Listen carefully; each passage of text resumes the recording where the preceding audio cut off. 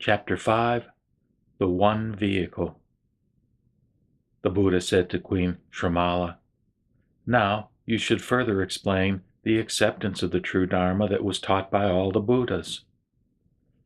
Queen Srimala said to the Buddha, "Very well, O Lord, I will, upon receiving your exhortation." Then she said to the Buddha, "O Lord, acceptance of the true Dharma is acceptance of the Mahayana. Why? Because the Mahayana brings forth all the good acts of the world and the transcendental, of the disciples and of the Pratyeka Buddhas. O Lord, just as the 8 great rivers flow from Lake Anavatapta, so likewise all the good acts of the world and of the transcendental, of the disciples and of the Pratyeka Buddhas emerge from the Mahayana. O Lord, moreover, just as all seeds are able to grow only when they depend upon the earth, so likewise all the good acts of the world, of the transcendental, of the disciples, and of the Pratyeka Buddhas are able to increase only when they depend upon the Mahayana. Therefore, O Lord, abiding in the Mahayana, one accepts Mahayana. This is identical with abiding in the 2 vehicles and accepting all the good acts of the world, of the transcendental, and of the 2 vehicles. What are the 6 stations that the Lord explains? They are 1. The continuity of the true Dharma. 2. The extinction of the true Dharma. 3. The rules of the Pratimoksa. 4. The discipline of the Vinaya. 5. Renunciation of one's home. And 6. Ordination. On behalf of the Mahayana, the Lord preaches these 6 stations. Why? Because the continuity of the true Dharma is explained for the sake of the Mahayana. Continuity of the Mahayana is continuity of the true Dharma. Extinction of the Mahayana is extinction of the true Dharma. The rules of the Pratimoksa and the discipline of the Vinaya have the same meaning, even though they are different in name. The discipline of the Vinaya is learned by Mahayanists. Why? Because one renounces home and becomes ordained for the sake of the Buddha. Therefore, the conduct of the Mahayana, which is the perfection of discipline, is the Vinaya, renouncing one's home and taking ordination. Consequently, in the case of the Arhat, there is no renunciation of home nor taking ordination as a separate vehicle from the Mahayana. Why? Because the Arhat renounces his home and is ordained for the sake of the Tathagata. The Arhat, seeking refuge in the Buddha, is afraid. Why? Because the Arhat lives in a state of fear toward all conditioning forces, as if a man holding a sword wished to cause him harm. Therefore, the Arhat has no ultimate happiness. Why? O Lord, being a final refuge, one does not seek refuge. Living beings who are without a refuge, having this or that fear, seek refuge because of these fears. Likewise, Arhats who have fears seek refuge in the Tathagata because of these fears. O Lord, Arhats and Pratyeka Buddhas are afraid. Because these Arhats and Pratyeka Buddhas still have not extinguished their lives, these psychophysical forces continue. They have not completed the practice of purity, and so remain impure. Because their actions are not ultimate, they still have actions to perform. Because they have not reached that final stage, they still have defilements that should be severed. Because these are not severed, one is far from the realm of nirvana. Why? Because only the Tathagata, Arhat, perfectly enlightened one, attains final nirvana, being endowed with all merits. Arhats and Pratyeka Buddhas are not endowed with all merits.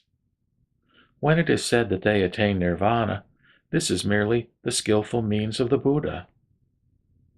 Because only the Tathagata attains final nirvana, beings endowed with inconceivable merits, arhats and pratyeka Buddhas, are only endowed with conceivable merits. When it is said that they attain nirvana, this is merely the skillful means of the Buddha. Because only the Tathagata attains final nirvana, eliminating transgressions that should be eliminated and endowed with supreme purity, arhats and pratyeka Buddhas who still have transgressions are not supremely pure. When it is said that they attain nirvana, this is merely the skillful means of the Buddha. Only the Tathagata attains final nirvana, is revered by all living beings, and surpasses the arhat, pratyeka Buddha, and bodhisattva realms. Therefore, arhats and pratyeka Buddhas are far from the realm of nirvana. When it is said that the arhats and pratyeka Buddhas meditate on liberation, have the four wisdoms, and have ultimately attained their resting place, this is also the skillful means of the Tathagata, and is taught as the incomplete meaning. Why? There are two kinds of death. What are the two? They are ordinary death and the inconceivable death of transformation for a purpose. Ordinary death refers to living beings who live in unreality.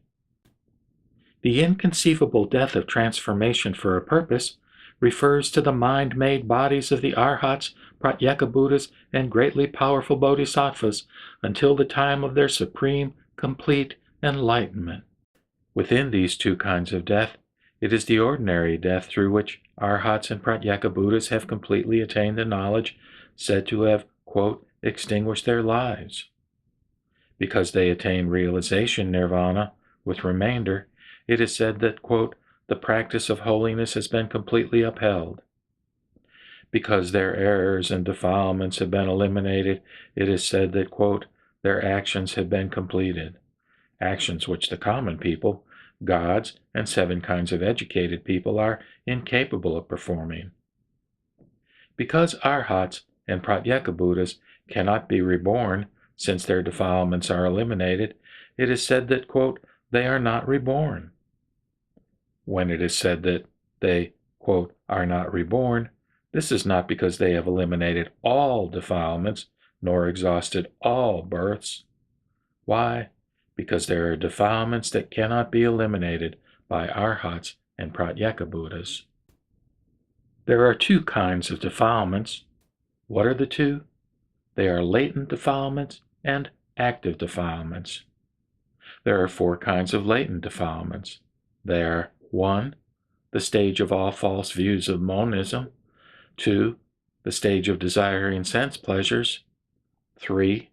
The stage of desiring forms. And 4. The stage of desiring existence. From these 4 stages of defilement, there are all the active defilements. Quote, what is active is momentary and associated with the momentariness of the mind. O Lord, the mind does not associate with the stage of beginningless ignorance in the same manner. O Lord, the power of these 4 latent defilements is a basis for all active defilements, but cannot possibly be compared in number, fraction, counting, similarity, nor resemblance to ignorance in power. O Lord, such is the power of the stage of ignorance. The power of the stage of ignorance is much greater than the other stages represented by the 4th stage of desire for existence.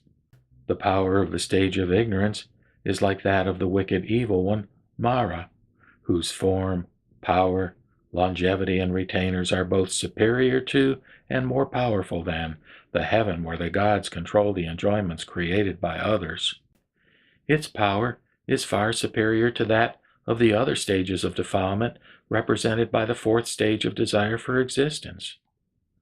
This basis for the active defilements, more numerous than the sands of the Ganges River, causes the 4 kinds of defilements to continue for a long time. The arhats and pratyeka Buddha's wisdom cannot eliminate it. Only the Tathagata's enlightenment wisdom can eliminate it. Yes, O Lord, the stage of ignorance is extremely powerful. O Lord, the three states of existence arise, conditioned by clinging to existence and by defiled actions. In like manner, O Lord, the three forms of mind-made bodies of Arhats, Pratyeka Buddhas, and greatly powerful Bodhisattvas are conditioned by the stage of ignorance and by pure actions. In these three levels, namely the Arhat, Pratyeka Buddha, and Bodhisattva stages, the three kinds of mind-made bodies and pure actions are based upon the latent stage of ignorance. Because all things are conditioned and not unconditioned, the three kinds of mind-made bodies and pure actions are conditioned by the stage of ignorance. O Lord, thus the other stages of defilement, represented by the fourth stage of desire for existence, are not identical with the stage of ignorance with respect to action. The stage of ignorance is different from the four stages and is eliminated by the Buddha stages and by the enlightenment wisdom of the Buddha. Why? Arhats and Pratyeka Buddhas eliminate the four kinds of stages, but their purity is not complete, for they have not attained autonomy, nor have they accomplished their realization of enlightenment. Their purity that is not completed refers to the stage of ignorance. O Lord, Arhats, Pratyeka Buddhas, and Bodhisattvas in their very last body do not know and do not awaken to the various phenomena because of the impediments of the stage of ignorance. Because they are not aware of these phenomena, they cannot absolutely eliminate what should be eliminated. Because they do not eliminate all defilements, they are, quote, liberated with remaining faults, which is not, quote, liberated, separated from all faults. They have, quote, purity with remaining purification to be done, which is not purity in its entirety. They, quote, accomplish merits with remaining merits to be accomplished, which is not entirely meritorious. Because they accomplish liberation with remainder, purity with remainder, and merits with remainder, Arhats, Pratyeka Buddhas, and Bodhisattvas know suffering with remainder, eliminate the source of suffering with remainder, attain the extinction of suffering with remainder, and practice the path with remainder. This is, quote, attaining partial nirvana. Those who attain partial nirvana are, quote, turned toward the nirvana realm. If one knows all suffering, entirely eliminates the sources of suffering, attains the complete extinction of suffering, and practices the entire path, one will attain permanent nirvana in a world that is impermanent and decadent, impermanent and distressed. In a world without protection, a world without refuge, there is a protector and a refuge. Why? There is attainment of nirvana because of the differentiation between inferior and superior phenomena. O Lord, there is attainment of nirvana because of the equality of all phenomena. Because of the equality of knowledge, one attains nirvana. Because of the equality of liberation, one attains nirvana. Because of the equality of purity, one attains nirvana. Therefore, nirvana has the same quality as liberation. O Lord, if the stage of ignorance is not absolutely eliminated, then one does not attain the same quality of knowledge and liberation. Why? If the stage of ignorance is not absolutely eliminated, then phenomena more numerous than the sands of the Ganges River that should be eliminated will not be absolutely eliminated. Because phenomena more numerous than the sands of the Ganges River that should be eliminated are not eliminated, the phenomena more numerous than sands of the Ganges River that should be attained will not be attained, and the phenomena that should be manifested will not be manifested. Therefore, the accumulation of defilements in the stage of ignorance produces both the defilements that are severed by the practice of the entire path and the virulent defilements, as well as the virulent defilements of the mind, of meditation, of concentration, of contemplation, of insight, of skillful means, of wisdom, of the results of the path, of attainment, of power, and of fearlessness. These are all the active defilements, more numerous than the sands of the Ganges River, that are eliminated by the enlightenment wisdom of the Tathagata. All these defilements are due to the stage of ignorance. All the active defilements that arise are caused by and conditioned by the stage of ignorance. O Lord, among the defilements that arise, the mind and its various faculties arise together momentarily. O Lord, the mind does not associate with the stage of beginningless ignorance in the same manner. O Lord, all phenomena more numerous than the sands of the Ganges River that should be eliminated by the Tathagata's enlightenment wisdom are supported and sustained by the stage of ignorance. For example, all the seeds that depend on the earth for their life, sustenance, and growth would be ruined if the earth were ruined. Similarly, all phenomena more numerous than the sands of the Ganges River that should be eliminated by the Tathagata's enlightenment wisdom are based upon the stage of ignorance for their life, sustenance, and growth. If the stage of ignorance is eliminated, all phenomena more numerous than the sands of the Ganges River that should be eliminated by the Tathagata's enlightenment wisdom will be eliminated. If all defilements and virulent defilements are eliminated, all phenomena more numerous than the sands of the Ganges River will be attained by the Tathagatas, who penetrate them without obstruction. Omniscience is separate from all transgressions, attaining all the merits of the Dharma King, the Dharma Lord, attaining autonomy and manifesting the stage of autonomy from all phenomena. O Tathagata, Arhat, perfectly enlightened one, who has the lion's roar, the complete extinction of one's life, the complete practice of holiness, the completion of actions, and the non-acceptance of rebirth have been explained up until now based upon your lion's roar for their complete meaning. O Lord, there are two kinds of knowledge that do not accept rebirth. First, there is the knowledge of the Tathagatas, who, by means of their unsurpassed powers, subdue the four evil ones, appear in all worlds, and are worshipped by all living beings. They attain the inconceivable Dharma body, all spheres of knowledge, and unobstructed autonomy in all things. In this stage, there is no action nor attainment that is higher. Having the 10 magnificent powers of knowledge, they ascend to the supreme, unexcelled, fearless stage. With their omniscient, unobstructed knowledge, they understand without relying on another. This wisdom that does not accept rebirth is the lion's roar. O Lord, second, there is the knowledge of Arhats and Pratyeka Buddhas, who cross over the fears of birth and death, and gradually attain the happiness of liberation with this thought, quote, I have parted from the fears of birth and death, and no longer experience the suffering of birth and death. Lord, when Arhats and Pratyeka Buddhas meditate, they do not accept rebirth, and have insight into the supremely restful stage of nirvana. O Lord, those who first attained that stage of nirvana were not ignorant of the Dharma, and were not dependent upon others.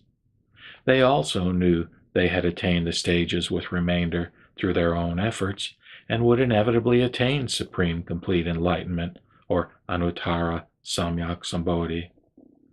Why? Because the Sravaka, or disciple, and Pratyeka Buddha vehicles are included in the Mahayana. The Mahayana is the Buddha vehicle. Therefore, the 3 vehicles are the one vehicle.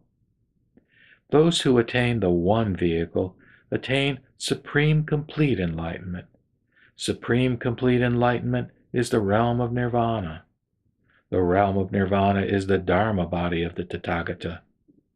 Attaining the absolute Dharma body is attaining the absolute one vehicle.